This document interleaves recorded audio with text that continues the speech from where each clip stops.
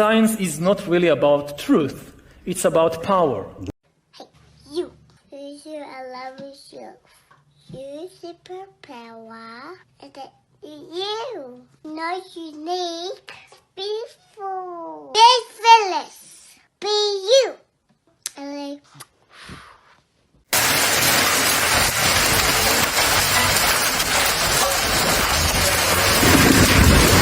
dans ce que les météorologues qualifient de confrontation atmosphérique historique. L'État du Missouri est devenu l'épicentre d'un phénomène météorologique violent. Des blocs de glace de la taille de pamplemousse se sont abattus sur les communautés des monts Ozarks à la région métropolitaine de Saint-Louis. Alors qu'un système orageux supercellulaire massif traversait l'État dans la soirée du 27 avril. Et aux premières heures du 28 avril 2026. Le paysage du Missouri s'est transformé en un spectacle chaotique de verres brisés, de récoltes ravagées et de tôles cabossées. La catastrophe a commencé à se dessiner lundi en fin d'après-midi, lorsqu'un front froid instable est entré en collision avec une masse d'air anormalement chaudée, humide remontant du golfe du Mexique. L'instabilité atmosphérique qui en a résulté a créé ce que le Service météorologique national, NWS, a décrit comme un environnement de type cap extrême, alimentant le développement d'orages explosifs. À 17h30, les premières alertes à la grêle géante ont été émises pour les comtés de Lawrence et de Greene. Les habitants de Mount Vernon ont rapporté un grondement assourdissant. Non pas celui du vent, mais celui de la glace s'écrasant au sol. Les premières mesures effectuées dans la région ont confirmé que les grêlons atteignaient un diamètre impressionnant de 8,25 cm, soit bien plus qu'une balle de baseball standard.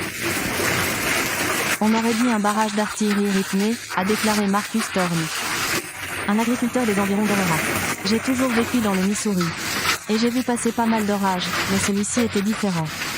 La glace ne se contentait pas de tomber, elle était propulsée par des rafales de vent à 110 km/h. Elle n'a pas seulement cabossé mon camion, elle a transpercé le pare-brise. Le système orageux se déplaçait inexorablement vers le nord-est, conservant toute sa force en traversant le centre du Missouri. Dans les comtés de Columbia et de Cooper, le ciel a pris une teinte verdâtre menaçante. Signe annonciateur classique d'une forte averse de grêle, avant de déchaîner pendant 20 minutes une pluie de verglas qui a recouvert l'autoroute Interstate 70. La police routière de l'État a signalé des dizaines d'automobilistes bloqués sous des ponts. Leurs véhicules rendus inutilisables par des bris de glace à Mexico et Scrover.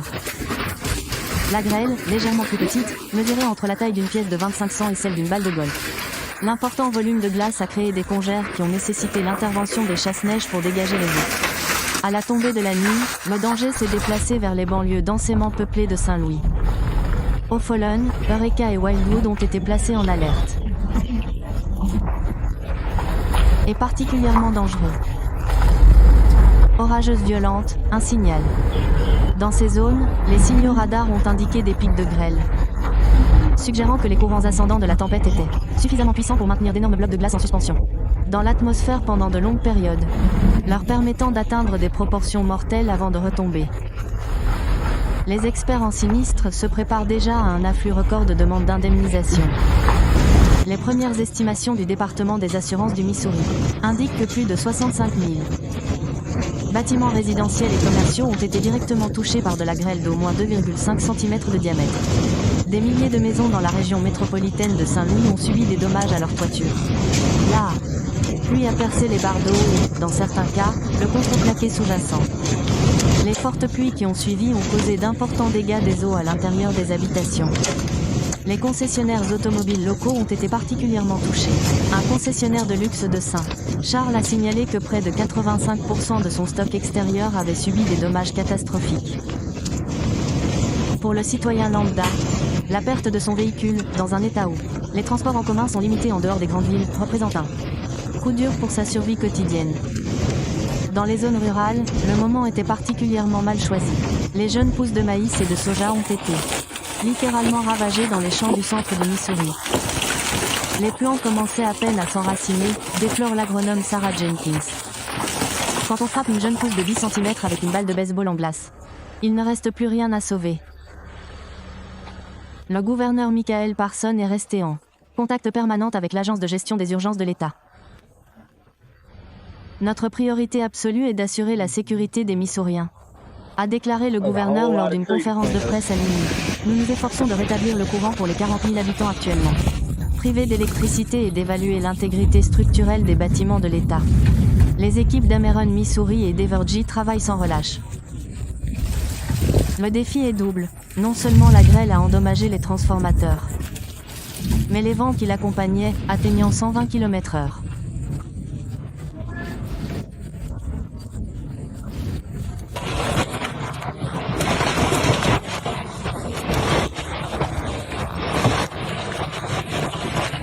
Au sein de ces supercellules, étaient exceptionnels.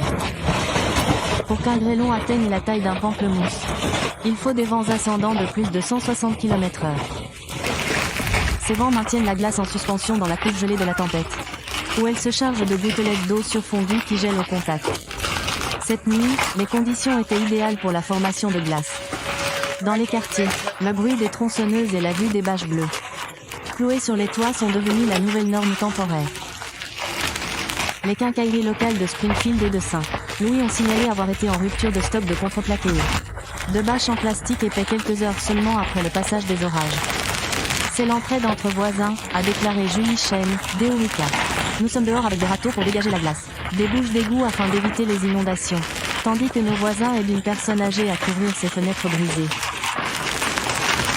Bien que la menace immédiate de grêle se soit atténuée dans l'ouest du Missouri, le service météorologique national NWS prévient que la saison d'orage n'est pas terminée. Une seconde ligne d'orage devrait se former plus tard cet après-midi, risquant d'apporter de fortes pluies sur des sols déjà saturés, faisant craindre des crues soudaines. Parallèlement, la nature a déchaîné toute sa fureur sur l'Arkansas C. Dernières 24 heures, une série d'orages supercellulaires violents, transformant cet état en une zone sinistrée de glace et de vent. Des monts Ozarks au nord-ouest aux terres fertiles du delta à l'est. Les habitants sont sous le choc de ce phénomène météorologique que les experts qualifient d'événement de grêle exceptionnel. Le dispositif atmosphérique a débuté tôt le 27 avril 2026, lorsqu'une puissante dépression s'est déplacée des Rocheuses, entraînant une ligne de sécheresse marquée et un front froid intense dans la masse d'air humide et instable qui planait au-dessus du centre-sud des États-Unis. En milieu d'après-midi, le Storm Prediction Center, SPC, a relevé le risque d'orage violent à une grande partie du centre et du nord de l'Arkansas, le plaçant en zone de risque modéré. Niveau 4 sur 5, soulignant particulièrement la menace de tornades importantes et de grêles de grande taille. Les premiers signes de perturbation sont apparus près de Fayetteville et Rogers vers 16h30. Ce qui avait commencé comme une simple averse printanière s'est rapidement intensifié en une supercellule orageuse rotative en quelques minutes. Le service météorologique national, NWS, de Little Rock, a alors émis une série d'alertes aux tornades et aux orages violents, notant que le radar indiquait des valeurs Value Integrated Liquid Value, extrêmement élevées, signe certains de grêles de grande taille. Dans le nord-ouest de l'Arkansas, la grêle est arrivée avec une rapidité terrifiante. Dans des localités comme Bentonville et Springdale, les grêlons n'étaient pas les petits cailloux habituels. Les habitants ont décrit la grêle Gorilla Hail, des grêlons de la taille de balles de baseball ou de softball, tombant à des vitesses dépassant les 160 km/h.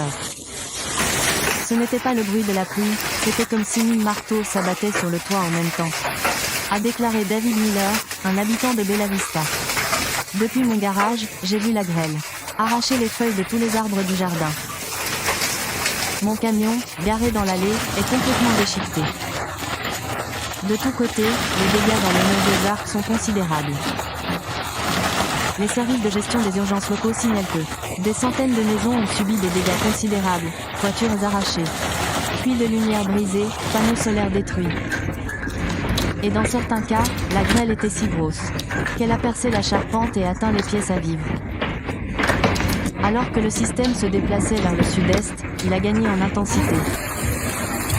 La capitale, Little Rock, et sa banlieue, notamment Conway et Bryant, se sont retrouvés directement sous le feu de la deuxième vague d'orage, en pleine heure de pointe. Sur l'Interstate 40, c'était le chaos. Les automobilistes étaient pris au dépourvu, le ciel prenant une teinte pourpre intense. Dès les premières chutes de grêlons, les conducteurs se sont précipités sous les ponts, provoquant d'importants embouteillages et plusieurs carambolages. À Conway, des grêlons mesurant jusqu'à 10 cm de diamètre, soit la taille d'un pamplemousse, ont été signalés. Cette taille est particulièrement dangereuse. Un grêlon de cette masse, tombant d'une hauteur de 9000 mètres, possède une énergie cinétique suffisante pour tuer instantanément une personne ou un gros animal. Heureusement, les alertes précoces ont permis à la plupart des habitants de se mettre à l'abri. Mais les infrastructures de la ville ont été durement touchées. Tandis que les centres urbains font le bilan des dégâts matériels, vitres brisées, voitures cabossées. Le cœur agricole de l'Est de l'Arkansas est confronté à une toute autre tragédie. Dans des localités comme Lennox, Prairie et Monroe, le moment choisi par la tempête n'aurait pas pu être plus catastrophique pour les agriculteurs. Des milliers d'hectares de soja et de coton fraîchement semés étaient particulièrement vulnérables. La grêle, d'une violence inouïe, a balayé les champs en quelques minutes, tel un batteur incessant. Nous travaillons depuis l'aube pour semer. Et en 20 minutes, tout est parti, déplore Robert Higgins, agriculteur de 3e génération près de Stuttgart. La glace était si épaisse qu'on aurait dit une tempête de neige. Mais contrairement à la neige, cette glace tue les cultures et compacte le sol de façon extrême. Il faudra retravailler toute la parcelle si jamais elle sèche. Les analystes économiques s'attellent à la tâche ardue d'évaluer l'ampleur des dégâts. Les données préliminaires indiquent que la vague de verglas de 2026 en Arkansas pourrait facilement dépasser 1,5 milliard de dollars de pertes assurées. Les concessionnaires locaux de tout l'État signalent des milliers de véhicules endommagés. La chaîne d'approvisionnement mondiale en vitrage automobile étant déjà sous tension. De nombreux habitants de l'Arkansas pourraient devoir attendre des mois pour les réparations. En mai, des assureurs comme State Farm et Allstate ont déployé des équipes d'intervention d'urgence dans la région. Les experts en sinistre avertissent que le volume important de demandes d'indemnisation entraînera probablement une forte hausse des primes d'assurance pour toute la région. Des bâtiments appartenant à l'État, dont plusieurs écoles et mairies, ont signalé d'importants dégâts des eaux après que la grêle a percé leur toiture. Les météorologues évoquent une conjonction de facteurs particulièrement défavorables. Une inversion de température particulièrement forte a contenu l'énergie pendant la matinée, permettant à la chaleur de s'accumuler en surface.